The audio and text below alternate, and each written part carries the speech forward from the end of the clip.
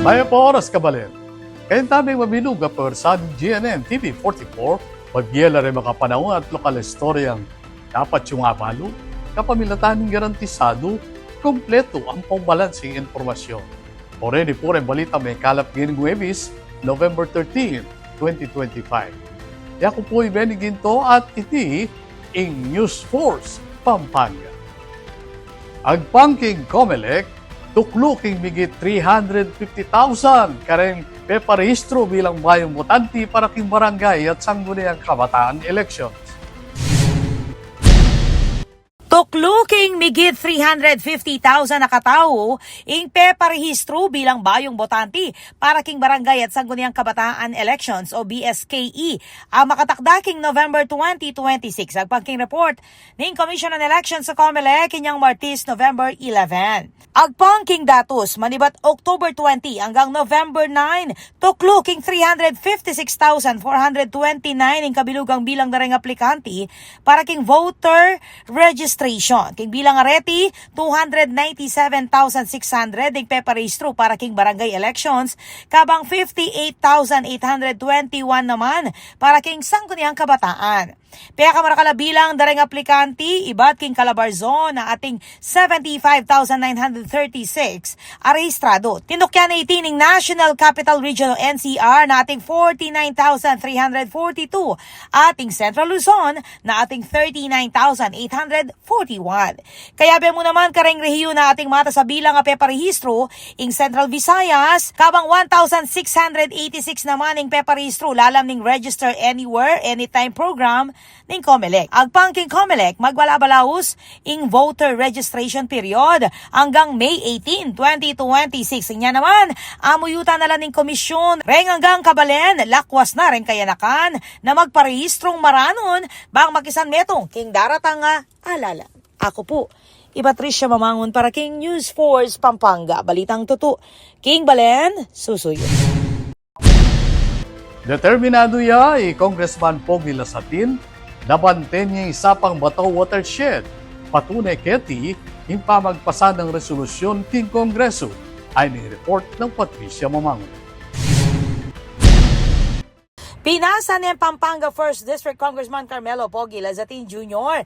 in House Resolution number 446 inyang November 11, 2025 amumutos king Department of Environment and Natural Resources o DNR na matigik abanten ing pamagpatupad ng Comprehensive Land Use Plan o CLUP 2021 to 2030 ning Ciudad Angeles, partikular king protektadong gabong agrikultural at no-build zone king Barangay Sapang Bato. Agpangking CLUP ating kabilugang 546 sa hektarya ning Gabon king upland area king Sapang Bato ing dineklarang protected agricultural land makatuki king delineation ning Bureau of Soils and Water Management lalam ning Network of Protected Areas for Agricultural and Agro-Industrial Development. Pagbawaling nanumang pamanala kadistruktura king amanuang lugal. Ing pamanampang resolusyon makatukiya king trahedyang adinulot ning bagyong Tino king Cebu nung nukarin marakalabye ing mewala at pimbandyan ing mesira. Inamuyot ning kongresista ing publiko at media na makisan metong king pamagbante laaban karen proyektong lalabag king CLUP at no build zone king Sapang Bato. Malyari kanong i-report daring memalen ing pamaglabag king opisina ng Lazatin, king 0932-888-2145 o king Barangay Sapang Bato, City Environment and Natural Resources Office o Sentro ng Angeles City at king DNR. Ako po, Patricia Mamangon para King News Force Pampanga. Balitang tutuking Balen, susuyo. Magsadya na ang Angeles City Government para king mural painting king Abacan Look ay ni-report.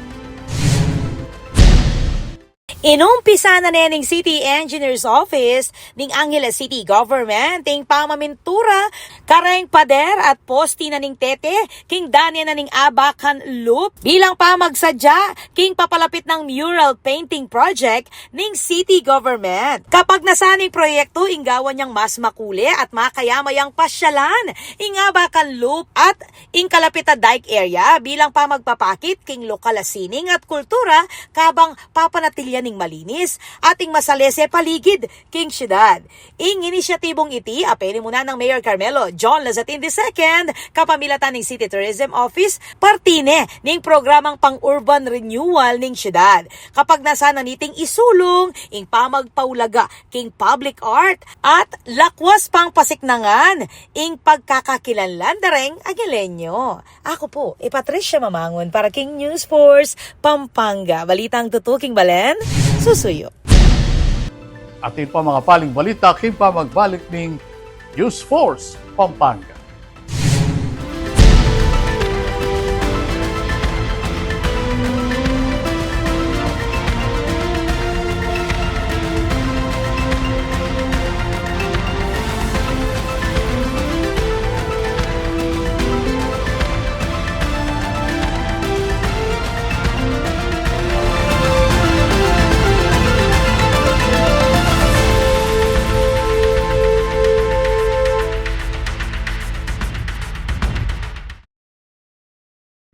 Babiya ko po yung Maya pa oras keng GNN TV 44 Pampanga, king karelang kadwang pulot adwang anibersaryo.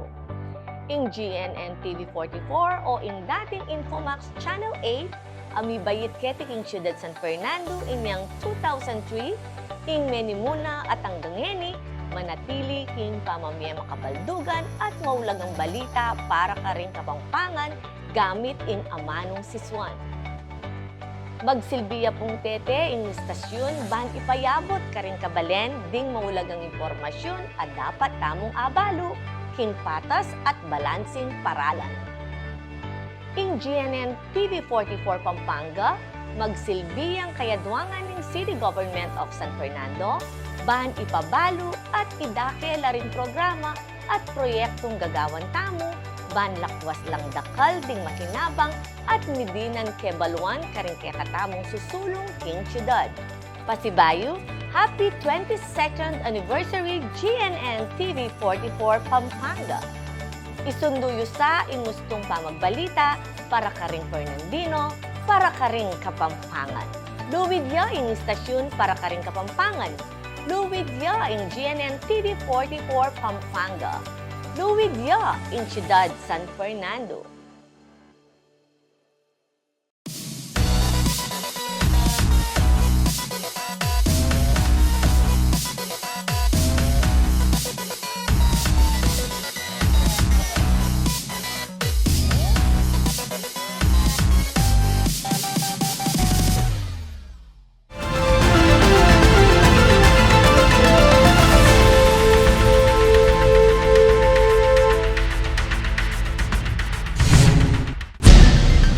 Dini pa rin balitang dapat tamong tutukan. Kaya katala naman lawen, ng pagmaragulaleguan na miligligan para king Lutyaning Kapampangan 2025, king istorya ng Patricia Mamang. Formal na lang Pepa kilala rin kandidata ng Mutyaning Kapampangan 2025 king ganapan na sashing ceremony and press presentation ngayong Biyernes, November 12, 2025 king Nuan Farm and Resort king Balena ning Bacolor. Ing okasyong iti opisyal yang umpisa ning peka prestiyosong ligligal legwan keti king lalawigan nung nukarin bida ing lagu kabiasnan ating mabanding kultura dareng Kapampangan. Penny muna ng board member Fritzy David Dizon, ng chairperson ng Mutyaning Kapampangan 2025, ing sashing ceremony kayabe. Din na Provincial Tourism Officer Mike Castañeda, reng miyembro ng Sangguniang Panlalawigan, ing kasalukuyang reyna ng Mutyaning Kapampangan 2024 ay Natalia Margaret Lindsay. Yung kaya katamo pong bayo ngayon abangan karin batch na po ng mga lagong kandidata ni Mutyaning Kapampangan, yung Banuang Aini, at nila pong kanya-kanyang kwento na nung karin makabayo at makayakma king karelang represent. King kayang mensahe, pesalamatan ng Dizon, reng hanggang sponsor at kayaduangan king programa at dinikdik ing kapag nasanda ni Governor Lilia Nanay Pineda at Vice Governor Dennis Delta Pineda na ibida reng kebabay ng Kapampangan king karelang lagu, kabiasnan at malasakit king kapara. This event marks the beginning of their journey to represent the culture, talent, and heritage of our beloved Pampangan. We extend our heartfelt appreciation to our beloved Governor Lilia Nanay Pineda and Vice Governor Dennis Delta Pineda for their continued support and dedication to uplifting the youth and promoting Kapampangan excellence. Balang kandidato, may ibabo king entablado, bit-bit, ing karelang karisma at kumpiyansa ning modernong Kapampangan woman. Hingga pa na press presentation, may kipag-ugnayan la ren kandidata king media kapamilatan ng Q&A segment nung ka rin dinakeda ing karelang kanya-kanyang advokasya at inspirasyon. Misunduing selebrasyon king pre-pageant ceremonies king daratangan November 29 nung ka rin ipakit dang pasibayo ren kandidata ing karelang talento, kabiasnan at lugod king kulturang Kapampangan. Ako po, Patricia Mamangon para king News Force Pampanga. Balitang totoo, king Balen, susunod.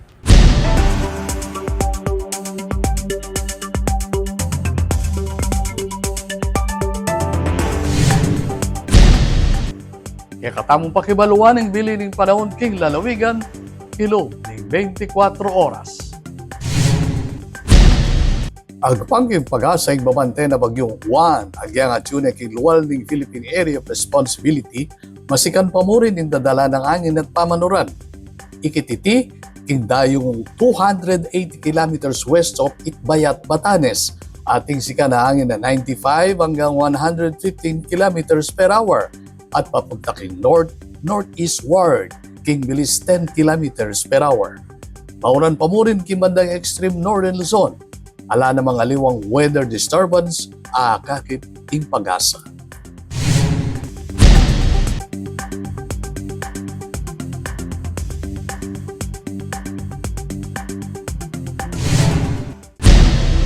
Kabalen, maging parti kaking pamagbalita, ketiking News Force Pampanga, na anumang kaganapan, isyo reklamo king kay lugal, palyari mong ikwento isumbong, kapamilatan na rin numerong mayakit, kaya kayong screen. Balyari mo naman mag-post kaya kaming Facebook account. Regalo yung simbolo ng pamamiyalugod, kanupa inyang idakin ng Kristo yung kayong sarili, bang ikabusta mo. 42 days na mo, bayo datang yung Pasko, inya isipan mo nang makanano may ibiye yung lugod mo, karing kapara mong tao. Panalakaran ng News and Public Affairs Team ng GNN TV 44, nga dinan kayong mata sa kalidad ng lokal na pamagbalita bilang panataw serbisyo karing samlang Kapampangan.